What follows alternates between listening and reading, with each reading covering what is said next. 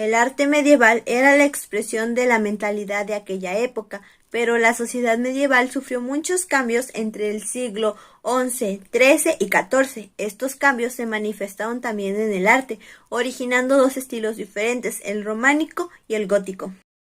El arte medieval era sobre todo un arte religioso.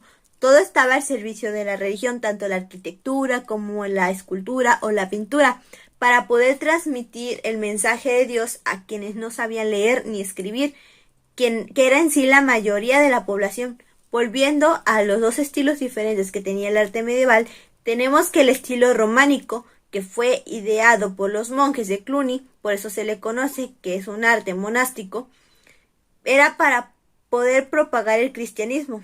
Y también, si entendemos que el arte medieval era la expresión de la mentalidad de los de aquella época, tenemos que pensar que en la Edad Media los puestos más importantes de la iglesia se reservaban a los nobles.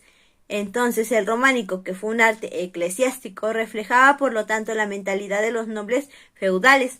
Esto quiere decir que el románico fue un arte aristocrático. Por último, como el arte románico se desarrolló durante la época feudal, fue también un arte rural, pues en aquella época la mayoría de la población vivía dispersa en el campo.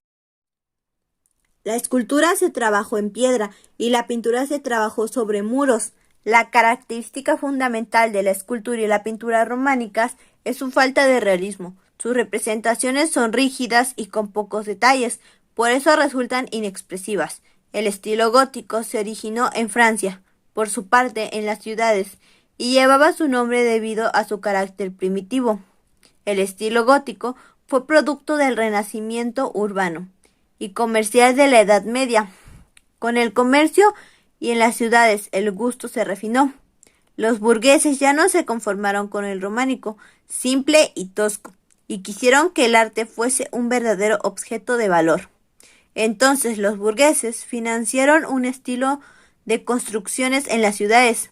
De esta manera nació el gótico, que volvió a crear obras artísticas verdaderamente bellas. El gótico fue por lo tanto un estilo urbano y burgués. La pintura gótica fue expresiva y realista, manifestando el naturalismo en sus composiciones.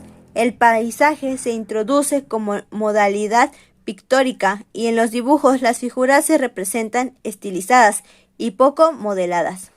Estas pinturas casi desaparecen por completo de las catedrales, puesto que los grandes vitrales llenan los espacios y de esta manera queda reducida a miniaturas de libros, tapices. Por otro lado, tenemos el arte renacentista, que fue un movimiento artístico que surgió en Italia en el siglo XIV, durante la transición entre la Edad Media y la Edad Moderna, y se destacó por su interés en el saber de la razón y en los valores clásicos de la antigua Grecia.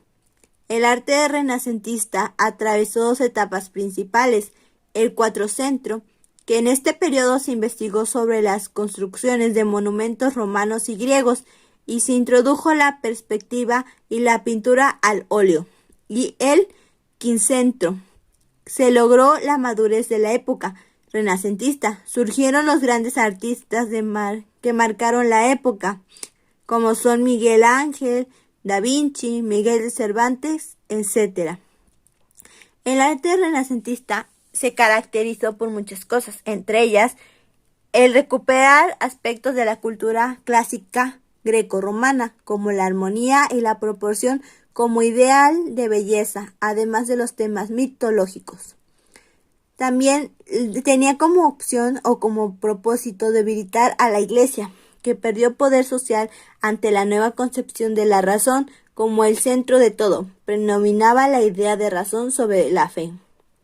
También se basó en el concepto del ser humano como centro de todas las cosas, en lugar de considerar a Dios como centro del universo. Si bien el arte renacentista tomó como figura principales a los ángeles o a los apóstoles. Y para terminar puedo decir que me quedo con que el arte medieval era un arte religioso que se ocupaba para dar el mensaje de Dios y obviamente estaba influenciado por la religión y el feudalismo, pero más que nada era la religión, al contraste del arte renacentista que ponía más que nada el conocimiento, ponía al humano, al ser y ya no tanto a Dios como centro. Entonces esto hizo que uno y otro sean completamente opuestos.